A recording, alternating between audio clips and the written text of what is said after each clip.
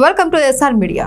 ప్రేక్షకులకు పరిచయం అవసరం లేని కమీడియన్ సుధాకర్ టాలీవుడ్ ఇండస్ట్రీలో ఒకప్పుడు ఎన్నో సినిమాలలో నటించి తనదైన నటనతో కడుపుబ్బా నవ్వించాడు. మెగాస్టార్ చిరంజీవితో పాటే సినీ పరిశ్రమలోకి అడుగుపెట్టిన సుధాకర్ 1980 నుంచి తెలుగు, తమిళంలో అనేక చిత్రాలలో నటించాడు. కెరియర్ ప్రారంభంలో విలన్ పాత్రలే కాకుండా హీరోగాను అలరించారు. ఆ తర్వాత పలు సినిమాలలో సహాయక పాత్రలు పోషించారు. కమెడియన్గా అలరించారు. మెగాస్టార్ చిరంజీవి సినిమాల్లోకి ఎంట్రీ ఇస్తున్న సమయంలోనే చిరు, సుధాకర్ ఒకే రూమ్లో ఉండేవారు. దీంతో వీరిద్దరూ మంచి స్నేహితులయ్యారు. కెరియర్ మొదట్లో ఇద్దరు బ్యాక్ టు బ్యాక్ చిత్రాలతో బిజీగా గడిపారు.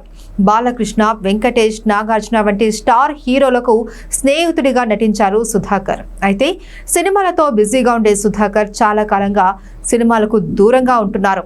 కొన్నాళ్ల క్రితం బ్రెయిన్ స్ట్రోక్ రావడం, ఆ తర్వాత అనారోగ్య సమస్యలతో ఇండస్ట్రీకి దూరంగా ఉన్నారు. ఇటీవలే బుల్లితెర ద్వారా మరోసారి ఆడియన్స్ ముందుకు వచ్చారు సుధాకర్. గతంలో లాగా కాకుండా అనారోగ్య సమస్యలతో బాధపడుతూ అసలు గుర్తుపట్టడానికి వీలు లేకుండా ఉన్నారు. ఇటీవల తన కొడుకు బెన్నీ కూడా సినిమాల్లో నటించారు. తాజాగా తన తనయుడు బెన్నీతో కలిసి పలు ఇంటర్వ్యూలు ఇస్తున్నారు సుధాకర్. తాజాగా ఓ ఇంటర్వ్యూలో పాల్గొన్న సుధాకర్ తాను సినిమాలకు ఎందుకు దూరం కావాల్సి వచ్చిందో చెప్పుకొచ్చారు. అలాగే తన కొడుకు గురించి ఆసక్తికర కామెంట్స్ చేశారు.